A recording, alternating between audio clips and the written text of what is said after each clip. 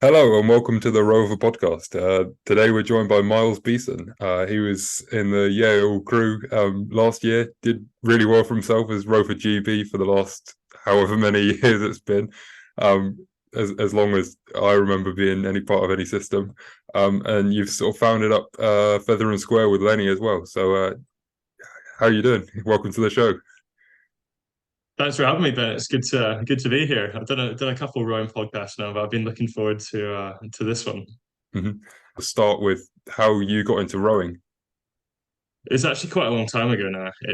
I always think of myself as quite a new rower, but really Mm-hmm. it's probably coming up to about 10 years. So when I was around 12 or 13, I'd my family just moved back to the UK and we were living in Aberdeen. My mum dropped me off at one of the Aberdeen Schools Rowing Association Learn to Row camps. Mm-hmm.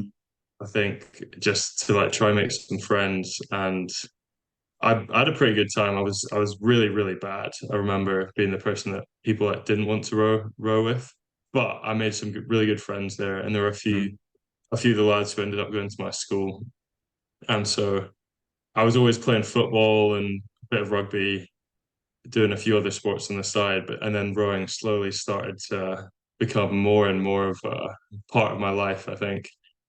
And yeah, here I am all these years later, still going at it.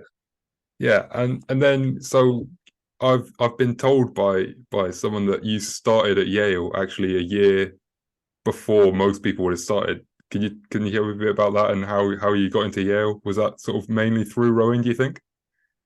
God, yeah, it was completely through running. Like I so in Scotland we finish a bit younger, so it's Hmm. not at all unusual to go to uni when you're 17 in Scotland. But I was also young for my year. My birthday's in January, so it's great, a great birthday for age group Yeah. rowing, I guess, which has served me well at times.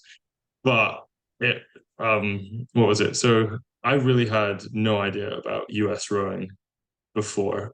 Aberdeen's a great club, but it's not a big club, and we'd never had anyone go to the US for university before, so we really didn't know anything about it. And so I kind of just fell into it. I went to the Coupe de la Genese when I was, I guess, 16. So Hmm. I raced up a age group from quite a young age, so it was relatively normal being amongst that crowd for me. Yeah. And I went there, and I think I first started talking to coaches there. And I was slow on the erg. I was tall. I was pretty tall, but like wasn't the same height I am now. And that's when I think the Sam Band, the then Yale coach, Hmm. first noticed me. And then he realized I was kind of too young to talk to. And so he like put a little earmark in it Hmm. and came back to it later. But yeah, it was an opportunity which has really changed my life. And I it's like I've so much to be thankful for rowing Hmm. because of that, because it's really just given me the best experiences. And I actually had a couple people asking about sort of aspiring rowers that were potentially in your shoes sort of 4 or 5 years ago, looking to sort of go over to US unis. Have you got any sort of tips or advice regarding that? Yeah, I would say go for it. I think as long as the academics line up with what you want to do, like as long Hmm. as it's a academic standard that you're happy with, I wouldn't just go to any old place, because I think to some extent, if you're trying to come back to the UK and you want to Hmm. get an advantage in terms of like getting into the job market, you want to have a place that people have heard of. Yeah. Like for me, I think again, my head was kind of in the sand with it, but I'd only really heard of like Harvard, Yale, Stanford, Hmm. like Cal Berkeley, really, and I think down south people are a lot more keyed into it. But that's something that was important to me, and it was important to my parents for letting me Hmm. go to the other side of the world. Because there's in Scotland, there's a lot of people who play football or golf, and they go off to like Southern Arizona Yeah. State University, and they get injured, and then suddenly they're like paying Hmm. the full cost of the tuition for 4 years, and they come back with a degree that no one's heard of. Yeah. But but aside from that, the experience is incredible. You'll Hmm. have so much. so much fun, especially if it's a good program and you like the coach and you like the team. The resources that they have are incredible. You just Hmm. never have to worry about money, about anything being too difficult there. And the scale of it is incredible. People really appreciate sport as well, which is one of my favorite things about it. Hmm. Where like people here can be a bit like, "Oh, you're on the rowing team. Like, that's a bit. Why'd you do that? Yeah. Like, doesn't that take up a bit too much time?" But there, people really have that appreciation because college sports is just so huge. Hmm. And then sort of looking in a bit more specifically at Yale, what do you think it was that drew you sort of specifically in that direction? And then once you were there, sort of what were your experiences like? Well, I was lucky that not many other colleges actually reached out to me. I Hmm. think I wasn't most, like I said, my erg really wasn't very good. I was from a small club and we didn't erg much. We ran a Hmm. lot, so we were fit, but Yeah. our scores weren't very good. Okay. So I think a lot of coaches overlooked that, but Yale actually paid attention to that. They realized that I didn't actually have another year of school and that I Hmm. was lucky. I didn't want to take a gap year. I just wanted to get on with it. And so they were really receptive to that. Hmm. And it blew my mind that they would pay for me to fly out and look around Hmm. and see. I was like, what? You'll pay for my flight to go to Yeah. America? Like, really? But they did. And I went with when they were racing Brown. It was incredible. Hmm. It was like out of a movie. I saw them win the race. I got to go to a few classes and I absolutely loved it. And so that was really the only one um, I spoke to. So it was an easy decision. And before I went out, I didn't even know they were national champions, Hmm. like from the year before. So after that, when I found that out, and I was like, oh, even better. Well, here I go. Yeah. And then when you were there, you sort of added to their list of accomplishments, didn't you, a fair bit? Well, I guess you could look at that. Yeah, you could say that. I had a good career there. I think it was pretty disappointing to never actually win a national championship in the varsity, Hmm. which we came pretty close to a few times in my time there. But I was in the squad when that happened, and I was in some really great boats. That we set the record at Harvard Yale. We set the record at Eastern Sprint. So it's like there's a few achievements there's a lot of achievements I'm very proud of, and Hmm. I couldn't really have wished for much more out of it. Yeah. And then looking back into the UK, you've done a fair bit with under 23s, and then you sort of talking about as a junior as well. Um, like it's sort of like just a constant flow of sort of achievements on your end from that regard. Do you want to talk a bit about sort of your experiences starting off, I guess, with your first experience racing for GB? So my first experience was all the way back at GB France, and Hmm. so we went there. It was in Valenciennes, and God, it was a muddy puddle, and the boys weren't straight, but it was a great time.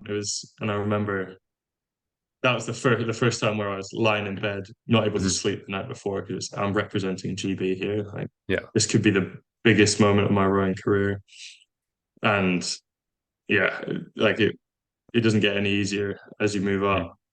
Uh, but that was kind of what started it, and then I did poop and kind of worked my way up through the junior system and just had a really good time with it. Hmm.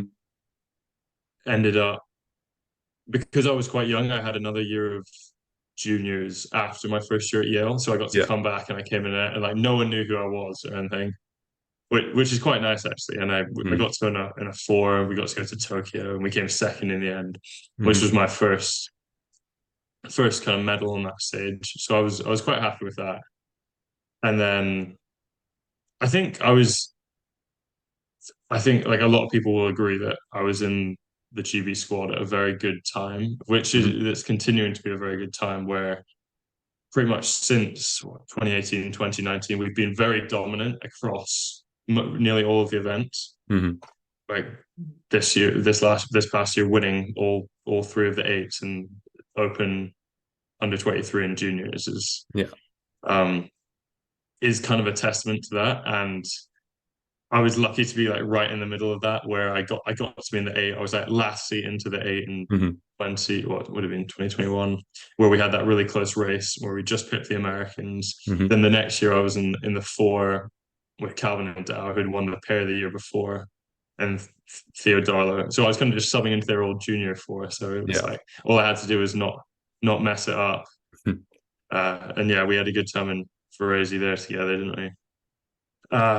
And then this last year, I guess, finished it off in the pair, which was a different experience, but Hmm. it was quite nice to do it on a bit of a smaller scale. So you did that with Harry Geffen, who was also at Yale, didn't you? Yeah, yeah. So it was nice. So we came back. We had a little uh, Henley campaign, which was a bit shaky, but we built off the back of that, and we had a pretty good campaign. And then we had Mhm. Franz Imfeld was our coach, and Yeah. he's off in Australia now, but he's taught me a lot. Yeah. And you spent a bit of time at Molesey as well, didn't you? And was Franz your coach there as well? Yeah, he was. I love Molesey. I really had an amazing time when I was there during the COVID year, and I loved Hmm. representing them uh, at all the under 23s I did after that. Yeah. I'm proud of that. I love the squad. I love the BK. That like the group of guys who are working full-time jobs and they come down really early in the morning and they Hmm. get around it and they kick the asses of the full-timers, which is really fun. And I Hmm. just like I love that culture.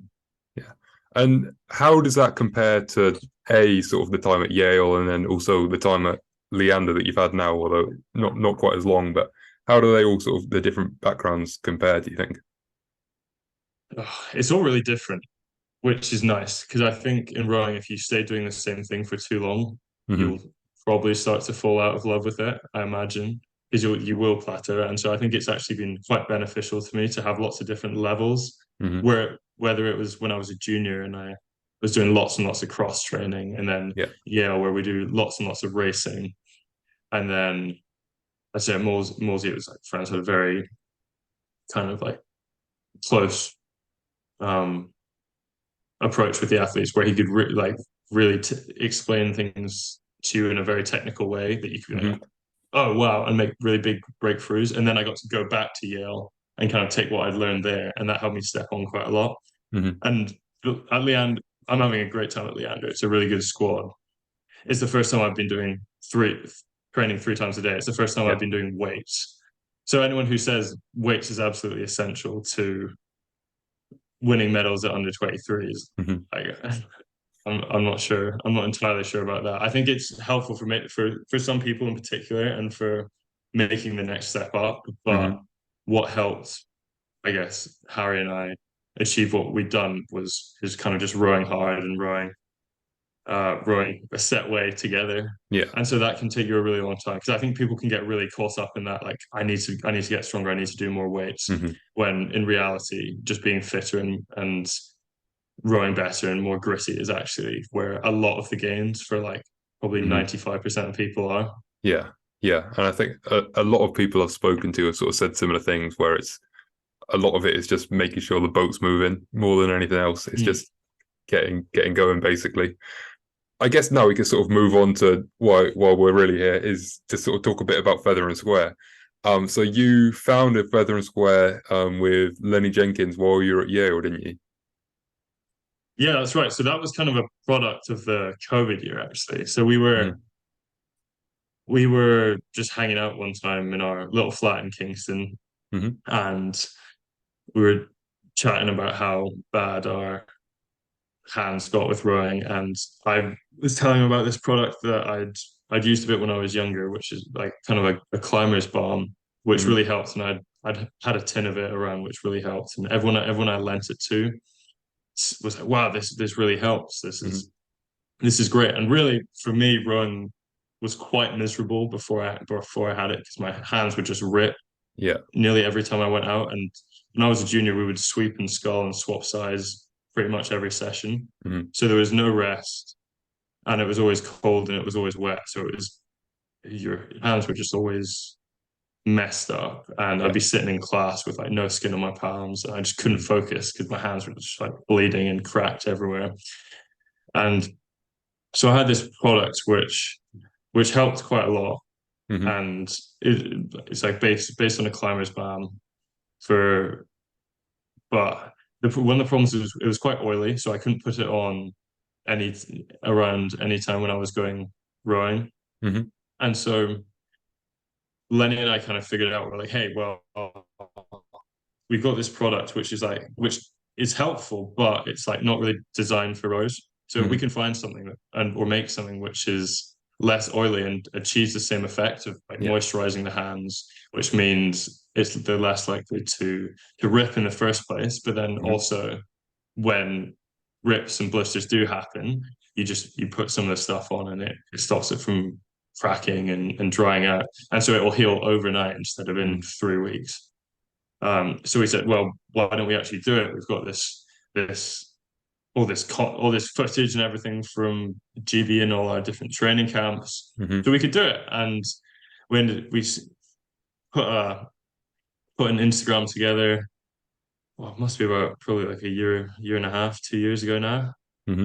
And it started off, we were both posting on it a little bit, doing a few rowing videos, and then I think I'm not sure where I had the idea to start doing memes, but I think like I had a few ideas. I was like, hey, I might as well put Hmm. these out here. And I think it from there the idea is to like try and build something which was more than just some boring hand balm brand. Because I wouldn't Hmm. follow a page if it was just a tin of like hand cream or something like that. Like Yeah. why would you? And it's a bit based off the Red Bull marketing strategy as well, Hmm. where if you look at their page, they've got like 60 million followers or something like that, probably more. And there's not a can of Red Bull in sight. Hmm. There's like all they've done is provide entertainment. That's why Hmm. they do everything. And so the product isn't in sight. And so I thought if we can provide a page which is like interesting for people and entertaining for me to run as well. It's like Hmm. I get really bored when I'm erging and biking. I just like I can't zone out like some Hmm. people can. So it's like I always I need to be like thinking about something. And so if I'm thinking like what do I relate to Yeah. at the moment? Like will other people relate to that? And I think one of the things that annoys me about running is that people take it so seriously and people Hmm. think it's the be all and end all, but Yeah. I think something that like making light of it and making memes which hopefully aren't too cringy are like is that it's like you can just have a laugh with it, which at the end of the day is the best thing about it. It's Oh like yeah. it's what we remember when you're like laughing at Stern for it or like picking on someone Hmm. and it's all in good fun. But like that for me is where I get the enjoyment from rowing. And so if I Hmm. can try and like spread that around a bit and start people having those conversations and trying to take it a bit more in a more fun way, Yeah. then that's what I'm trying to do with that. Yeah. And so I sort of stopped rowing quite seriously at the end of September this year. And there was for me there was like that huge gap there. And that's sort of when I started up this podcast again. And like you said, sort of I found a lot of time to sort of think about it, but having not been sort of in boats and on ergs, it's quite hard to sort of think of that like relatable content, and that ran dry pretty quickly, if I'm honest. But now I've sort of started up again. Like you do spend time thinking about like what you're enjoying and why you're really there, and it's having sort of stopped and then come back again. It's like when I was not rowing for that sort of 4 or 5 months, I wasn't thinking about like waking up and rowing in the cold early in the morning. It was like I was thinking about sort of when we were out in the boat together and like when we were in the crew room and having a laugh.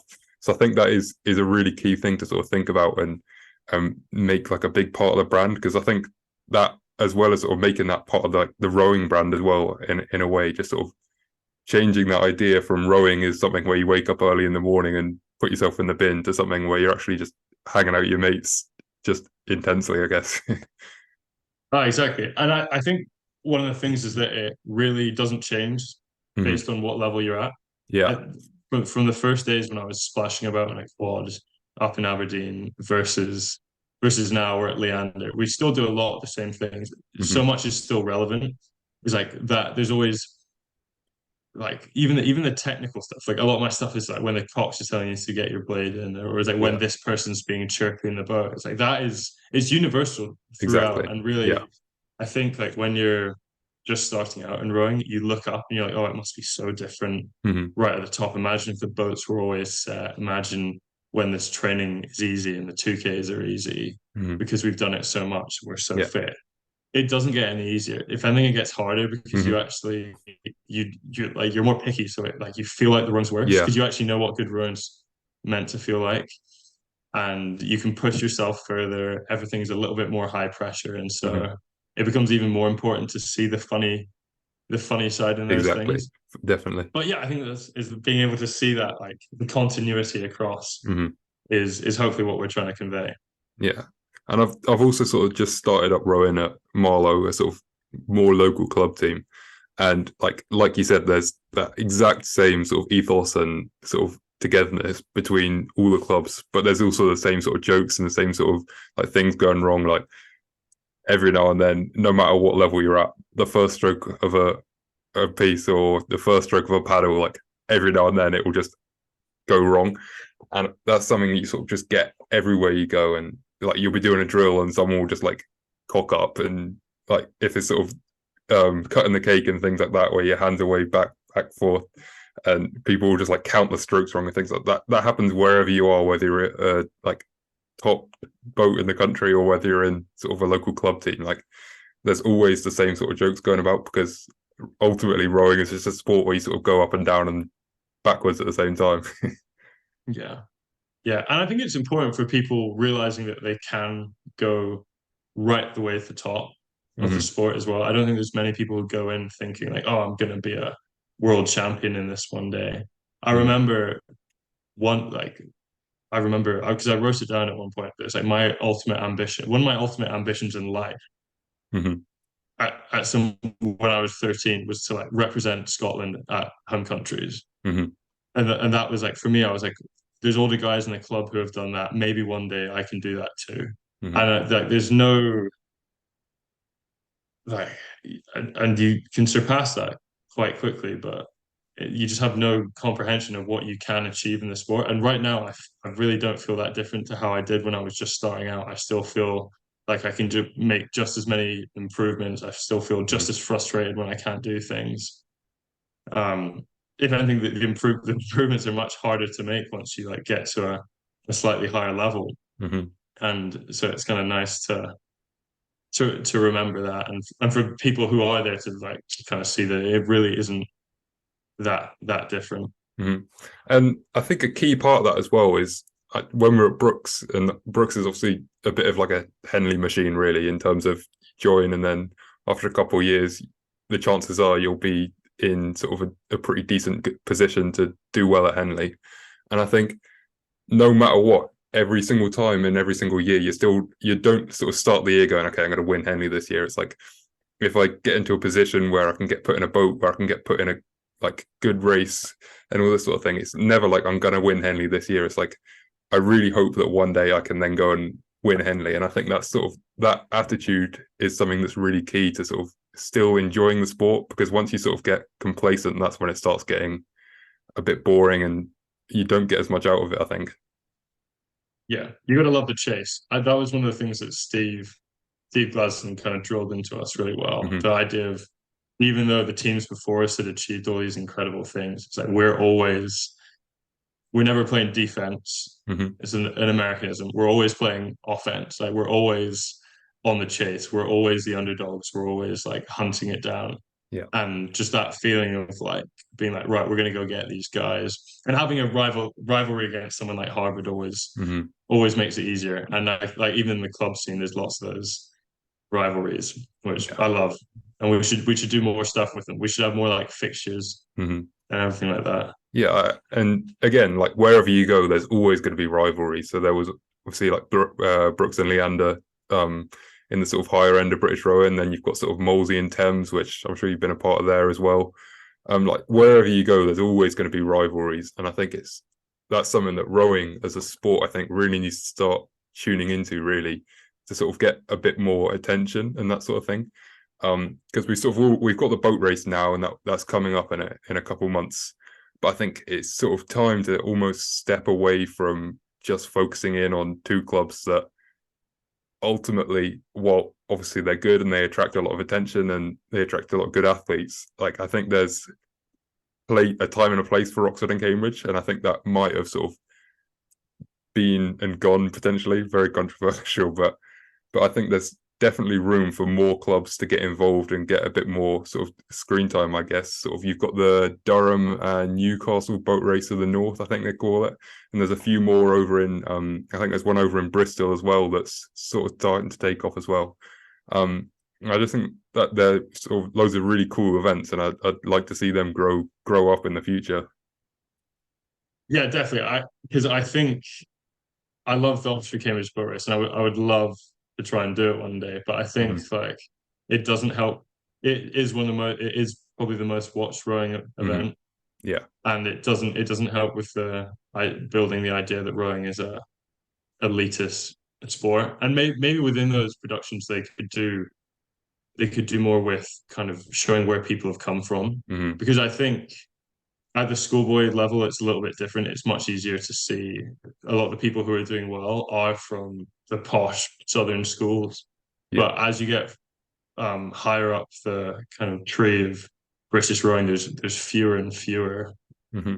guys who came from those backgrounds, and there's a lot more, I guess, like diversity of backgrounds of where Mm-hmm. people have come from. And I think it's incredible. It's why I love the idea of making US unis accessible, because it's such Mm-hmm. a level. It really helps with the level playing fields. Like if you can get yourself to a standard, and if you can keep your grades up good enough to go to a good US uni, Mm-hmm. then by the time you come out of there, you're on the same playing field Yeah. as like it doesn't matter where it suddenly doesn't matter Mm-hmm. where you went to school. Like I imagine when I went to GB France, I was rowing with guys from Eton, and I was like, oh my god, like these guys, like one of them could be prime minister one day. They're going to Yeah. be so rich one day, and I'm going to know them.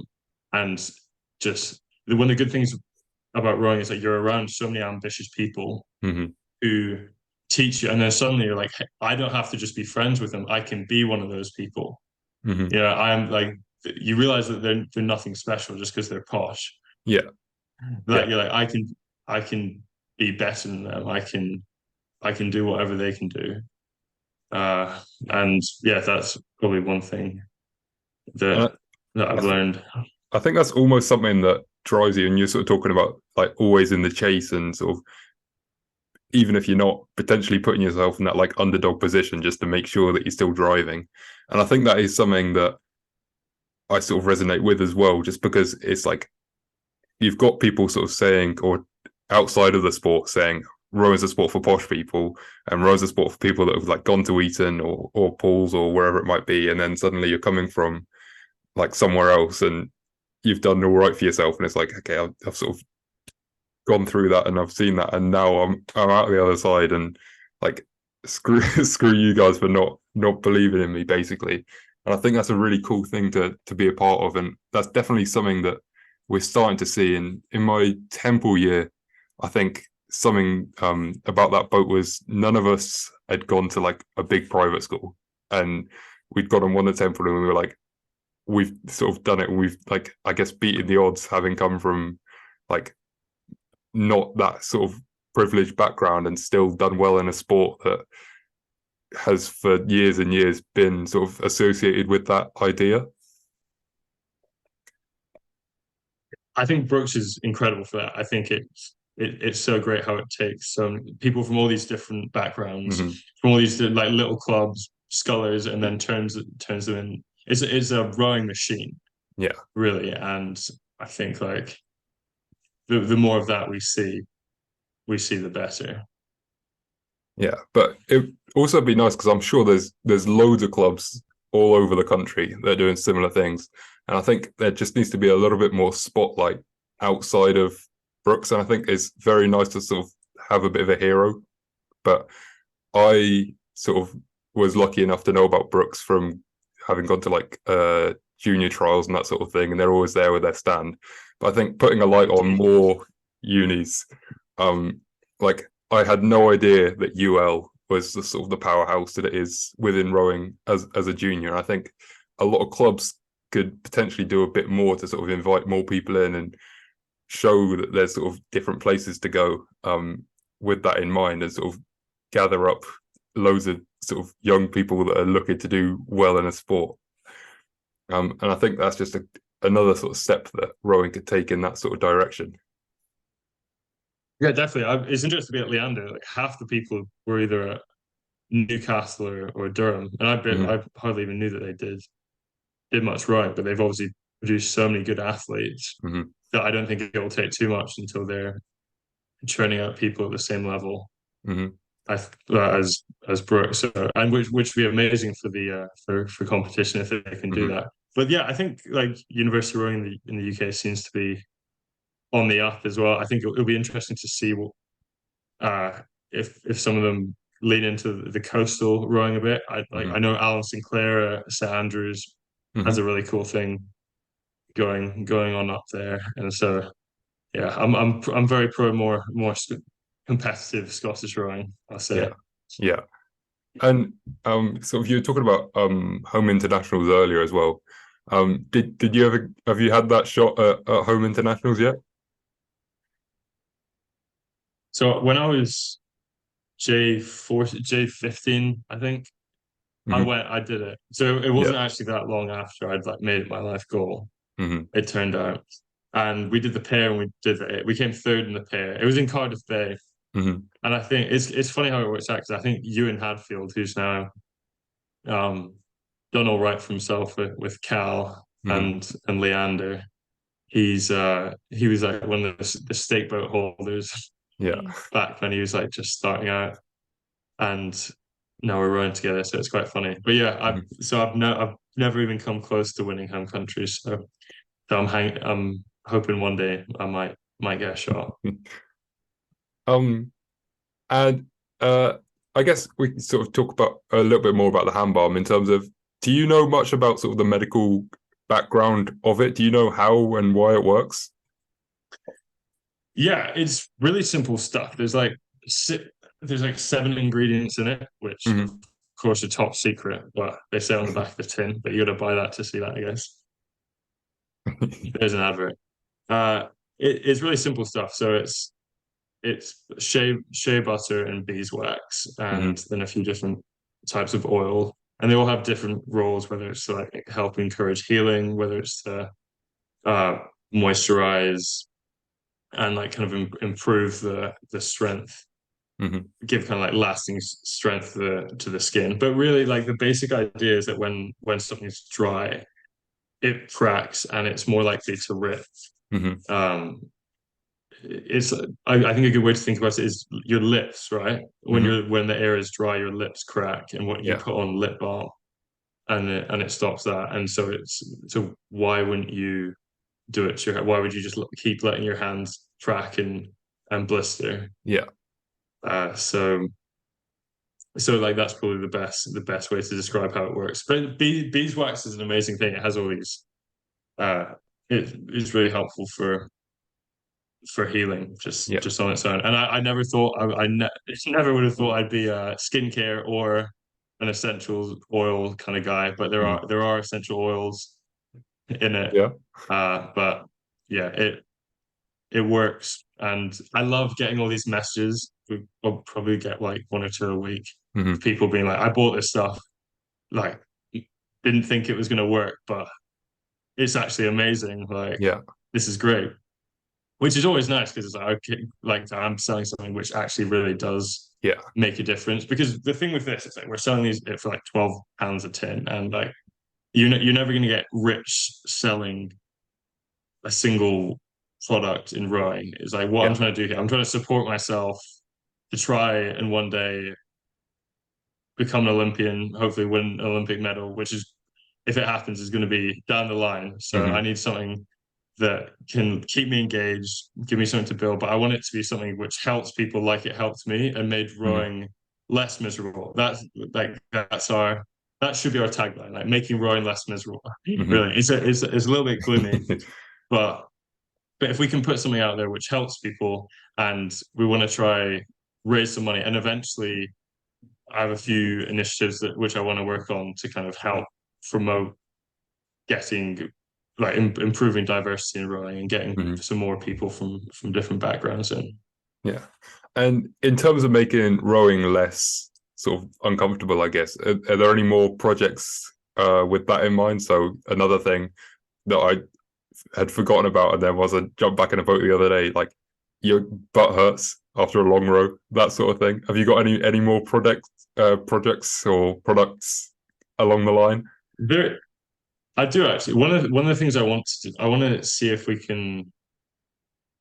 I think raising money is all very well, but something I want to do is see if we can reduce the cost of some things which I see as barriers to rowing, Mm-hmm. because you're never going to be able to give money to enough people to get into rowing. But if you Yeah. can do something like make more warm kit available Mm-hmm. to people. So if anyone's listening and they have a kit company or something, they want to work together, get in touch. But I think sometimes you have to think about things in a different way. It can't just be Yeah. collect money and go, because there's so much bureaucracy and just so much delay there. But where it's like, what are the actual problems, Mm-hmm. and how can we actually make a difference for lots of people? And Yeah. it is little things like just having warm kit.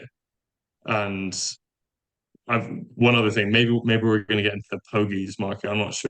Like it was Mm-hmm. the kind of thing when I was a junior, I'd be like, I'm not doing that. Like that's Yeah. I won't say what I probably would have said it was, but like yeah, like you wouldn't work because it wasn't the cool thing to do. But the other day I was in the boat, and like when the guys had pogies, I'm like, I wish I had that. I wish I had something to Yeah. keep my hands warm, because at some point it actually starts to reduce your performance. And at this Mm-hmm. point, like we're training 3 times a good day to try and get a second or two Mm-hmm. off our PBs, off like whatever speed we're going to go at the end of the season. Yeah. And so any marginal gains, anything that makes your life more comfortable, take it. And like there's nothing to be of course there's nothing to be ashamed of Yeah. for wearing pogies, or taking care of your hands. And that's the kind of thing that it probably took me far too long to realize in rowing. Yeah. But here I am, Yeah. pogie advocate.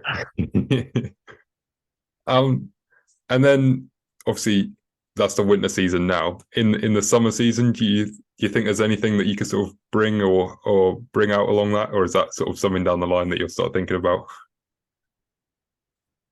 So in terms of like products, I guess so, or anything really. oh, I think so. I have so many things that I want to do. I was like, I think at some point down the line, it's like I'd love to organize some kind of fun fixtures, some Mm-hmm. more interesting ones. Maybe a charity football match or something like that. We'll see what the coaches say about that one. But yeah, in terms of products, I think there's a few things I want to do. I want to do like a water bottle which doesn't rattle about in your foot well, and that Mm-hmm. folds and is like of course reusable. Yeah. And we want to start getting into we want to make some clothes as well, some ones Mm-hmm. which with like non-cringe rowing t-shirts, because all the ones out there are cringe. Yeah. Eat, sleep, row, repeat. Oh my God. I'm not a fan. And Or I the sort think of stuff that like your aunt will get you because she knows you're a rower. yeah, exactly. And that's great, but I think it's nice, but it's like you just can't. It would be no, people don't wear that so much Mm-hmm. on a regular basis, and that's part of the good thing about Feather and Spirit. It's something which people can actually use. It's a gift Yeah. that will make a difference, Mm-hmm. and because people care about getting gifts and everything like for they because we spend all our time rowing, and people are thoughtful and they want to get us Yeah. something that we'll actually like. And so that's where we started. Well, it's part of the reason we started doing the bundles, Mm-hmm. where we have like 5 or 6 different types of tape and plasters. Makes a great gift for people, so you can take it on training camp, and it's got a thing Mm-hmm. of Feather and Square, and you've got all you'll need Yeah. probably for like a few years in Mm-hmm. terms of hand supplies, which is yeah something I'd be thankful for. Yeah. So, Can yeah, you treat them all the same, would you say?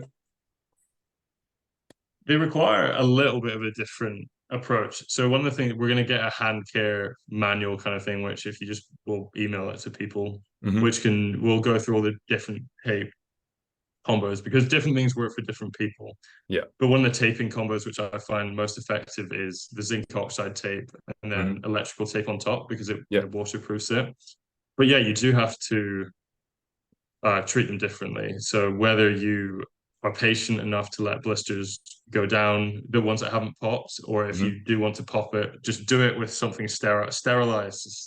Use feather and square and sterilize your hands. Hmm. Like you can't be missing any time because of hand infections. Like we have enough going on in Rowan that you don't need to be missing time for that. So yeah, sterilize everything. Hmm. But for the most part, keeping it moisturized and not making it soft, which is the point of feather and square, Yeah. is the key. Because if it's moisturized, you can open your hands, Yeah. open it and close it, and it's fine. Whereas everyone knows the feeling when like they don't have any skin and they're like kind of Hmm. Emperor Palpatine, like your hands all crunched up, and you open it and everything splits. And so it's the same principle. Hmm. Yeah. Um, I think that just about wraps it up. Unless you've got anything else you want to bring up. I don't think so. Are you gonna be are you a sculler now at Marlow? I've been doing a bit of sweeping. I think I don't know if you know Jamie. Jamie Axon. He's the coach at Marlow. He called me up the other day and he said, "Stop making memes and come down rowing." So I was like, "Fine, you got me." That's what they'll say to me at Leander. I've been skiving off as well. So Yeah. So I think they want me to come down and do eight's head. Uh, we'll see. good. Well, you're always welcome here. Yeah. We've had a influx of a few Brooks boys, so Yeah. Yeah. one more Matt, is always Jack, welcome and if you fancy. Sam, isn't it? Yeah, Yeah, yeah, it's they're all good doing all fun. right. Yeah, doing all right. Sam's doing quite well. Mhm. Matt's still not doing any training. Yeah. Anyway, I'll